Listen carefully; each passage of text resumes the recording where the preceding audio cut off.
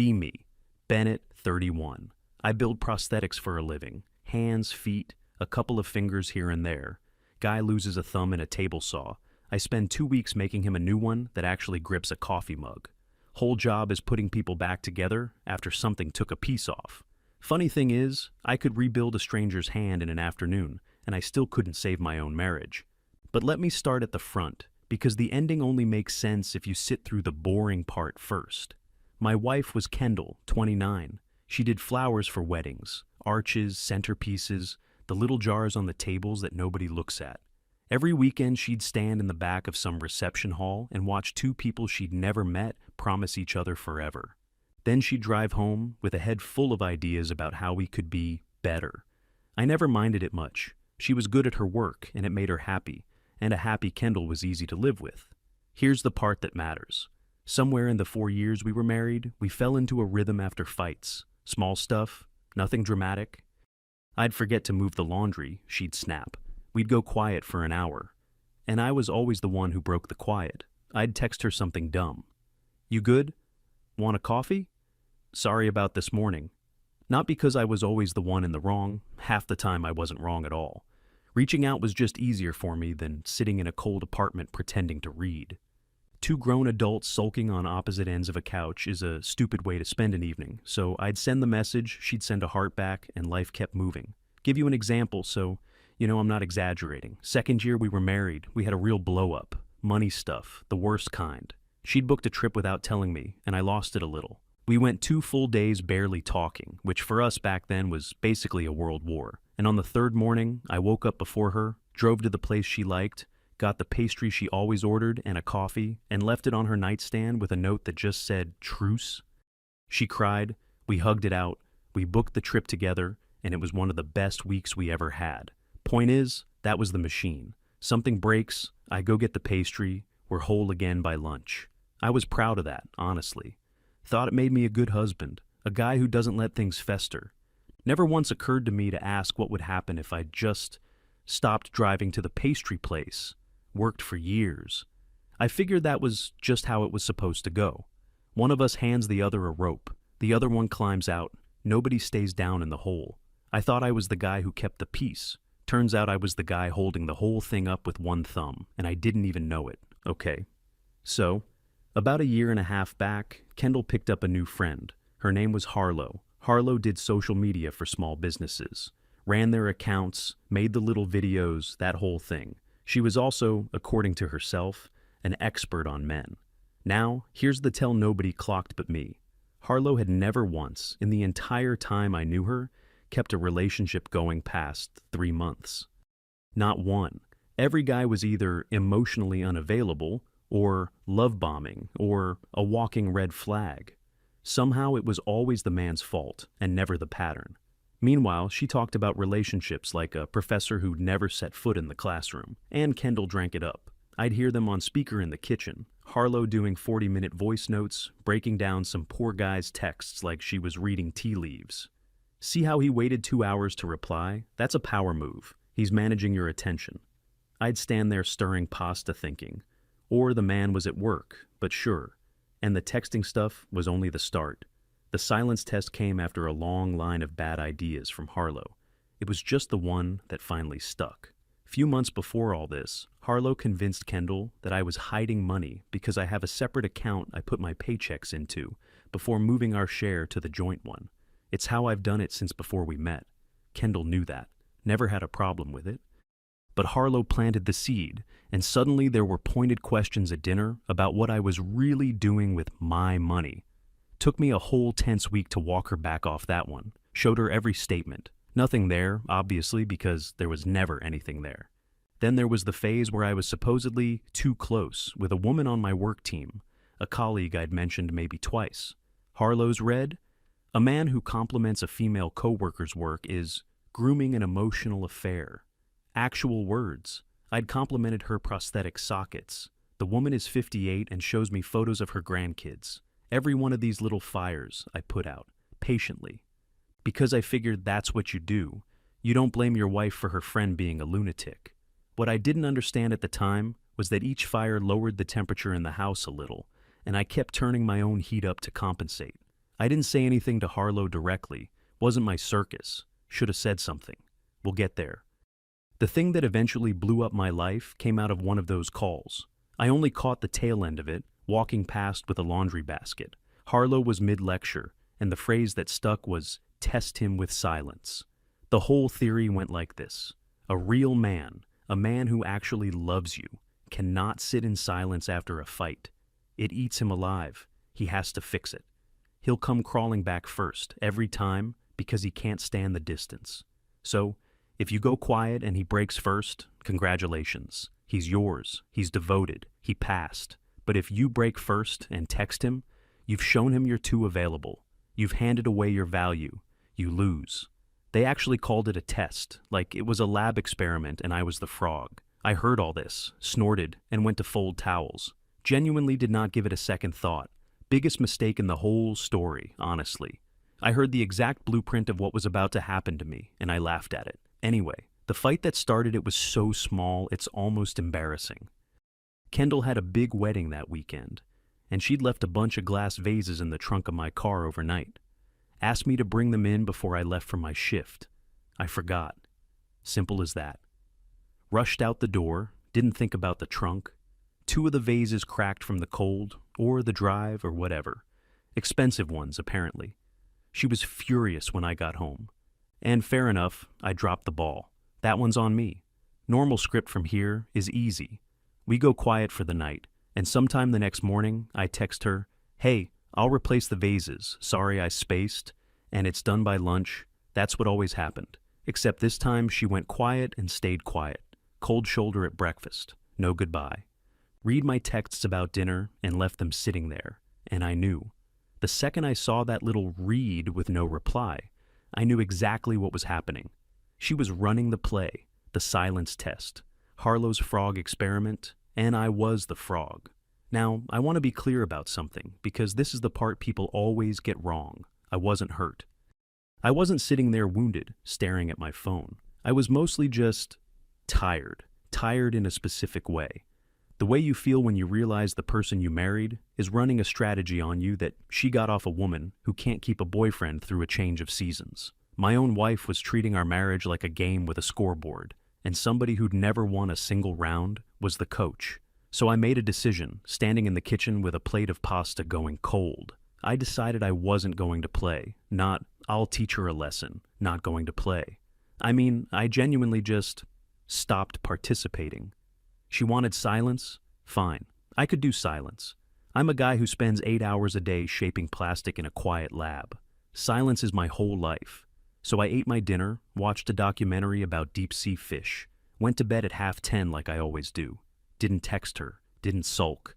Just went about my evening like a man with nowhere he needed to be and nobody he needed to convince.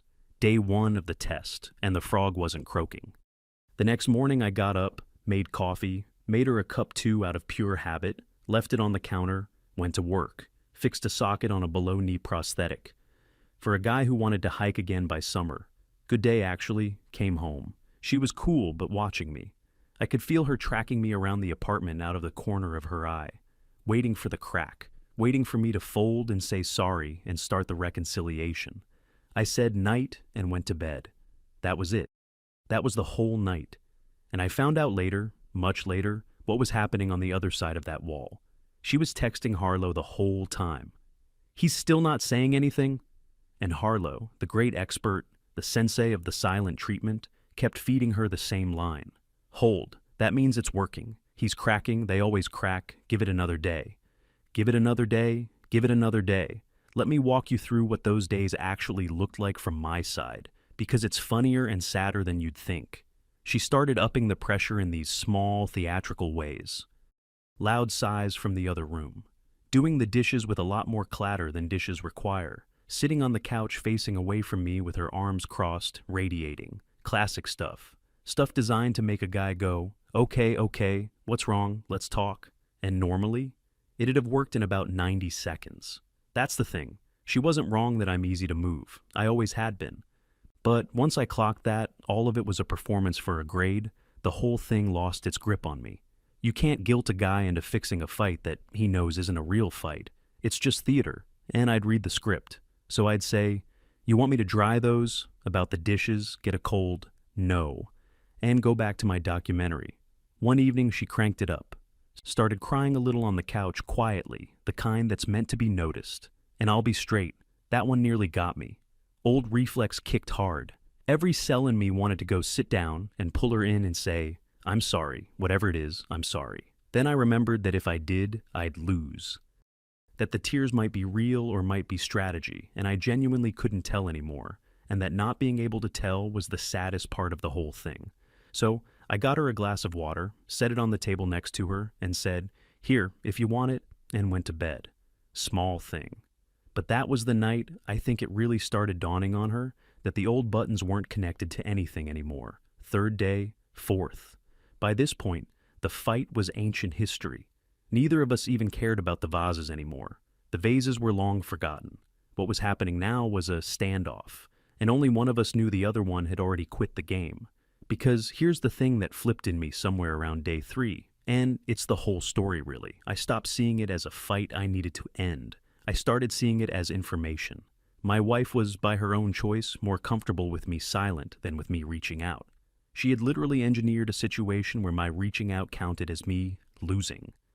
Where the loving thing I'd done for 4 years, the thing that kept us close, was suddenly proof I was weak and needy and too available. So I sat with that, and I thought, all right, if my warmth is a liability, if me being the one who fixes things is worth points against me, if she'd rather I say nothing, then I'll say nothing, not for a week, not as a stunt.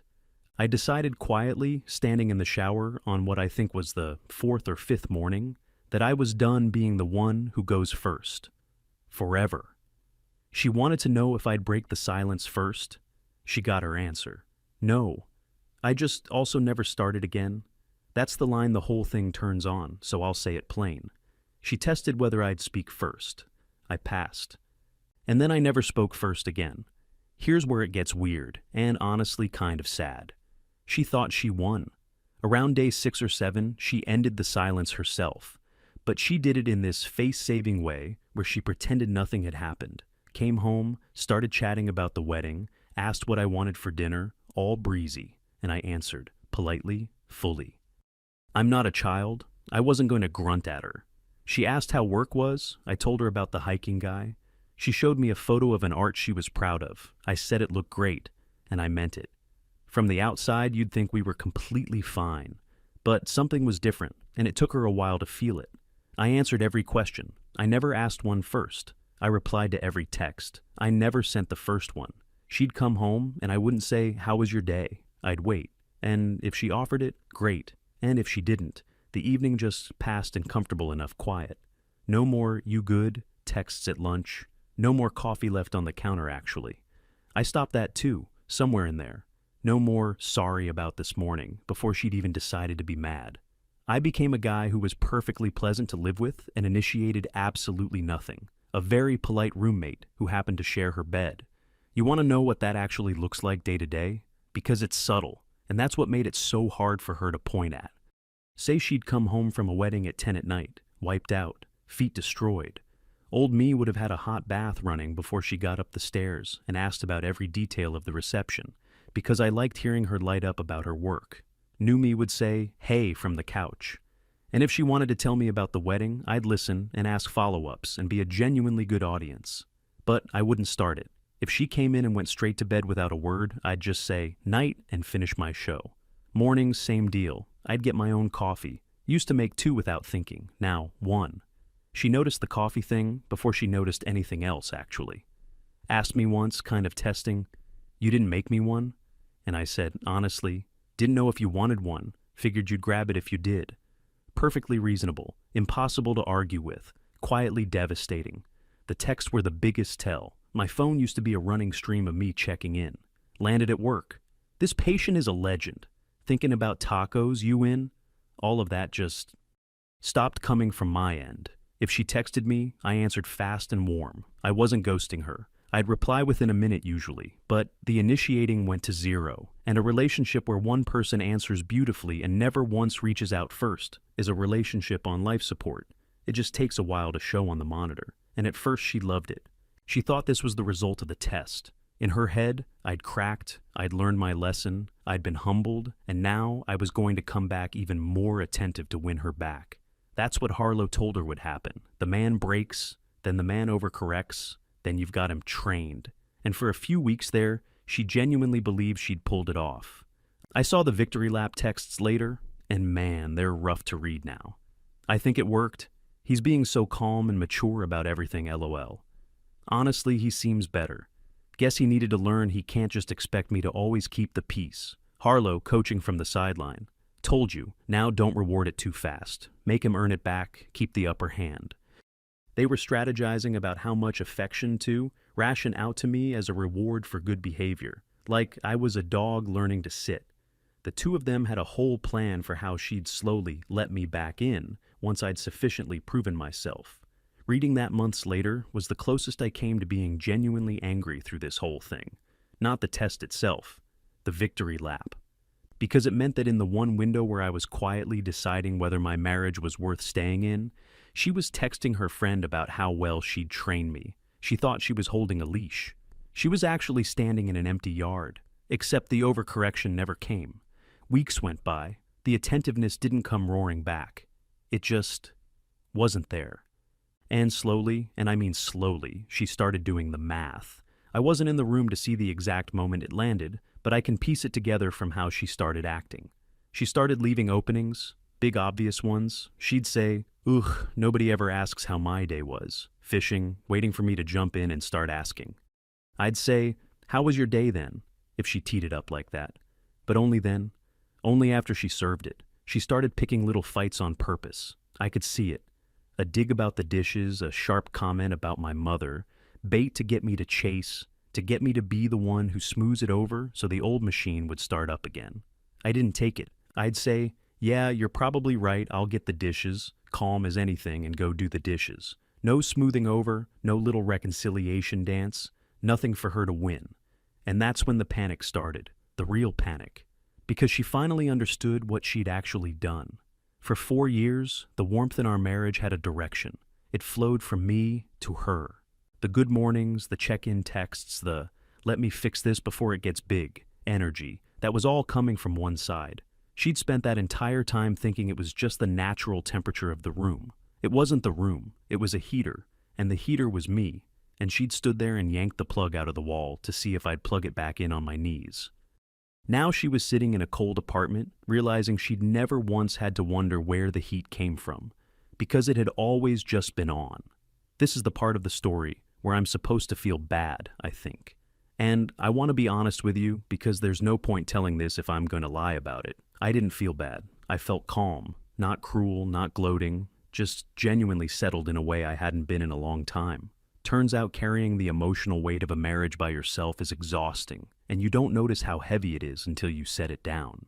Setting it down felt like taking off a backpack I'd been wearing so long, I forgot it was there. She, on the other hand, was unraveling. Now let's talk about what she was telling herself, because this is the part that really got me when I found out. She didn't go to Harlow and say, "I think I broke something in my husband." She went to Harlow and said I was being toxic. That was the word, toxic. In her version, my calm was a weapon. My silence was emotional withholding. Me not chasing her was me punishing her. She'd decided that a man who simply stopped doing all the extra warm things was engaging in some cold, manipulative male tactic to control her. The years I spent texting her first never registered as love, just baseline. Just what a man is supposed to do.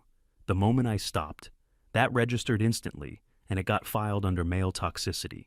Sit with how that works for a second, because it's the whole tragedy in miniature. When I gave, it was invisible.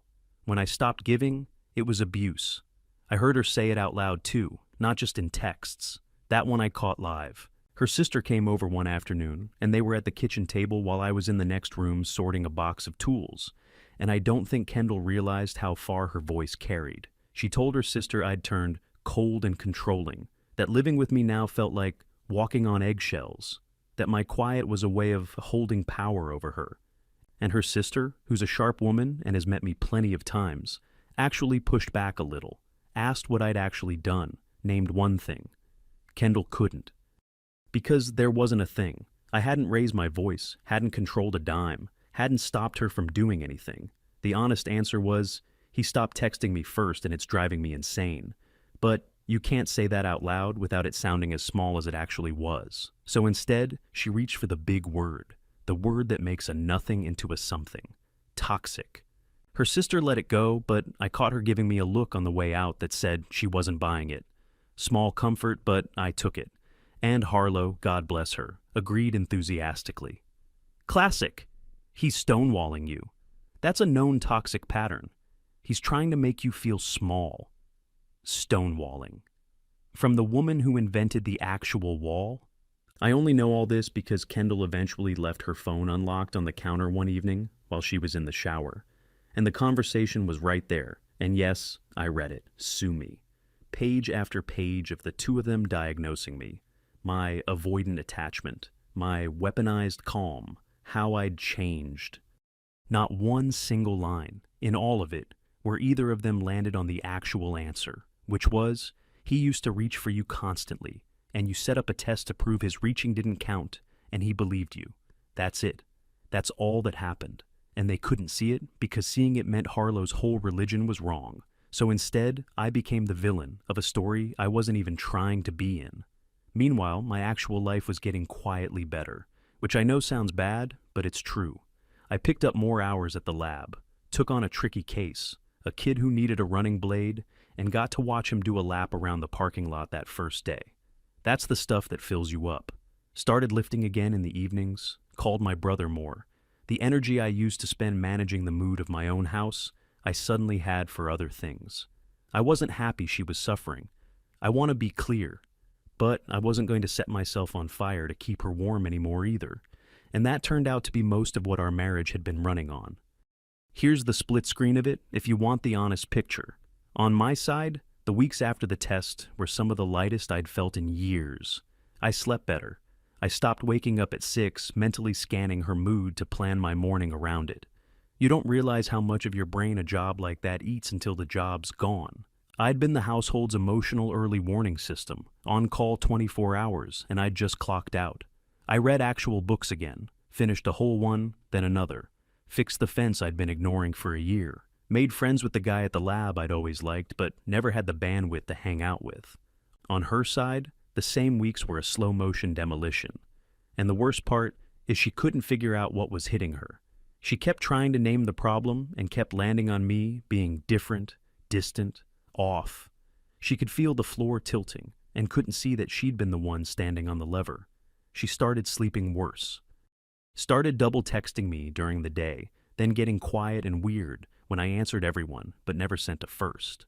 At one point, she left her phone out, and I saw she'd been reading old messages, scrolling way back months and months to the era when I texted first constantly.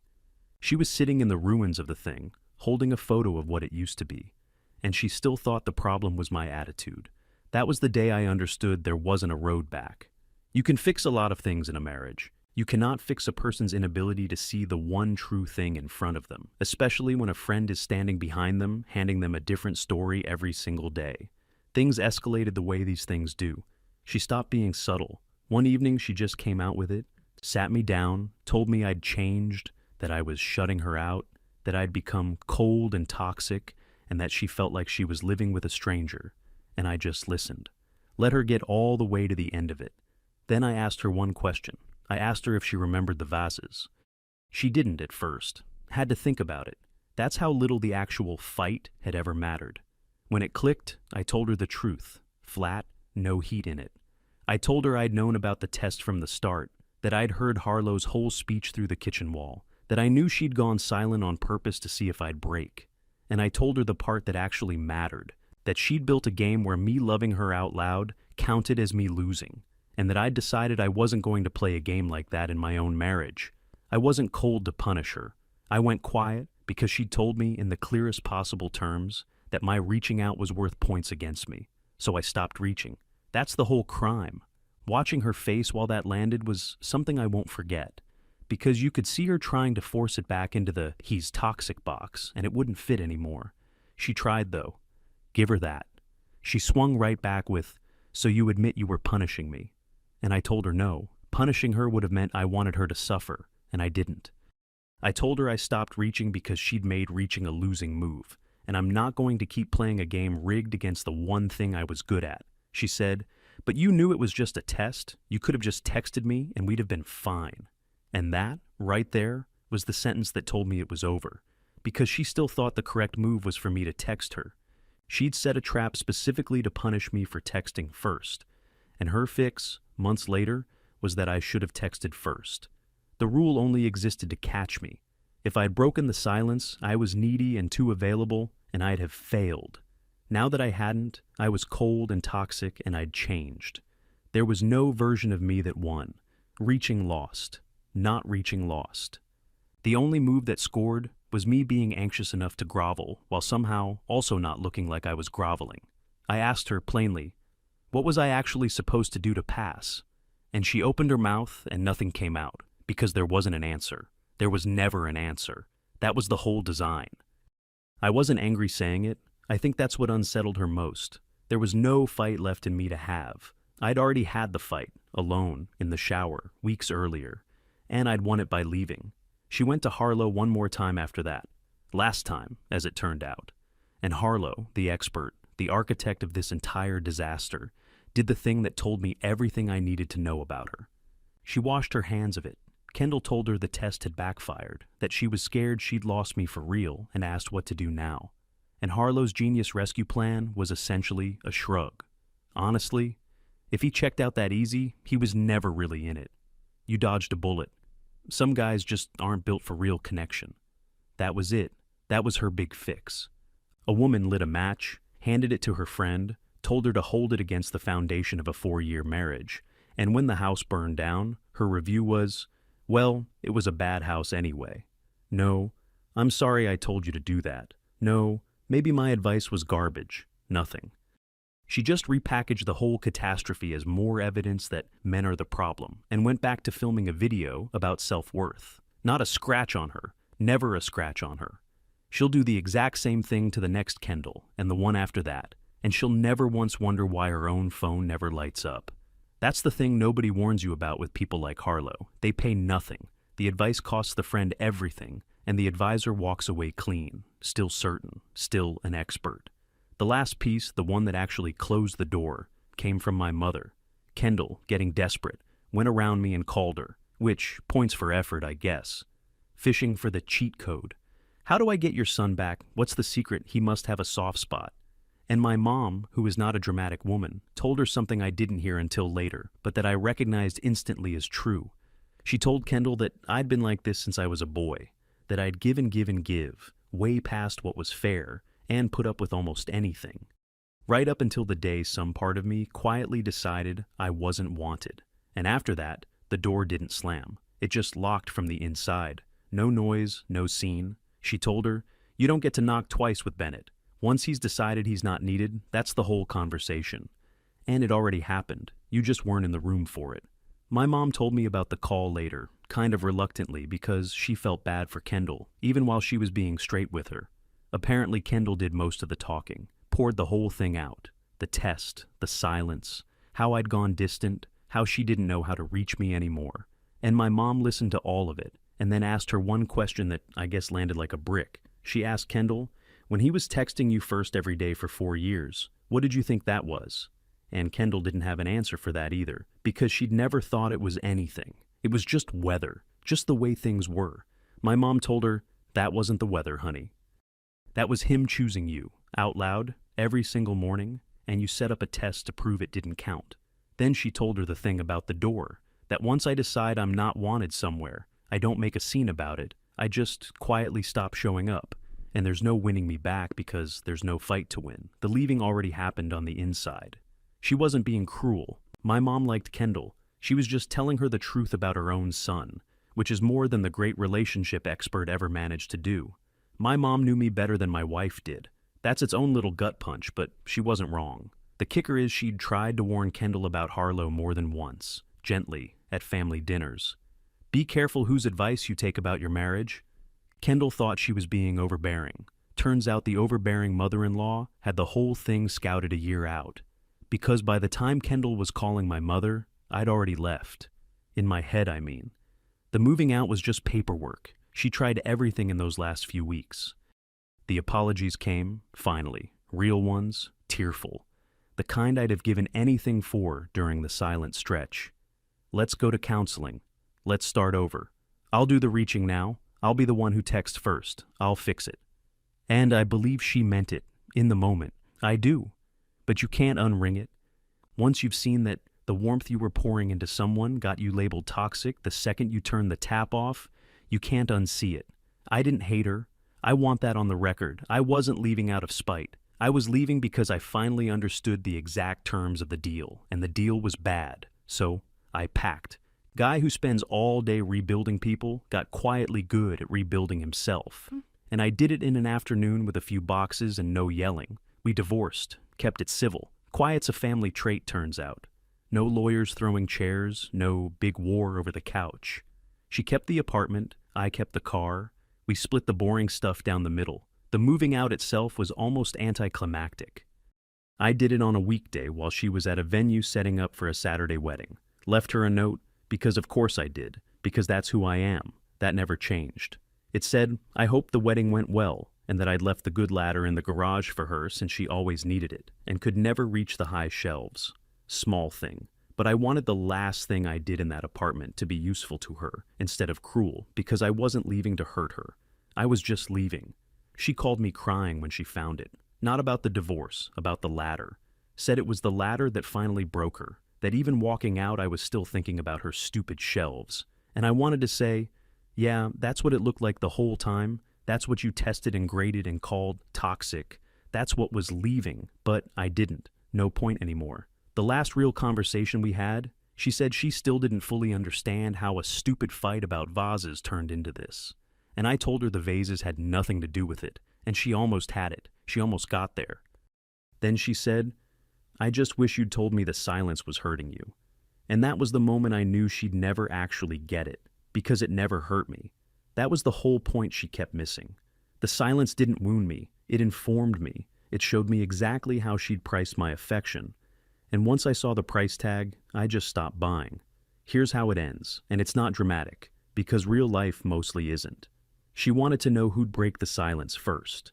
She got her answer eventually. Nobody did. Harlow texted her a couple of weeks after the divorce went through. Kendall showed me, actually, months later, when we ran into each other and things were friendly enough. The text said, OMG, how are you holding up? He really didn't deserve you. 4 years incinerated on this woman's advice, and her follow-up was to pin the whole thing on me and cast herself as the supportive friend. Zero accountability. Lit the fire, blamed the wood, walked off to shoot a reel about knowing your worth. Kendall, to her credit, had stopped taking her calls by then. Small mercy. A year too late, but real. As for me, I'm fine. Better than fine, actually, which still feels strange to say. Still at the lab, still building hands and feet and giving people back the pieces the world took off them. It's good work, steady. Nobody tests me. The difference now is that in the evening, nobody's running an experiment on me across the couch. Nobody's timing how long I can sit in silence before I crawl back and prove I'm devoted. She ran the test. I passed it. I just didn't come back to collect the prize because I finally saw what the prize was. MFW, the marriage ends not with a fight, but with a text I simply chose not to send.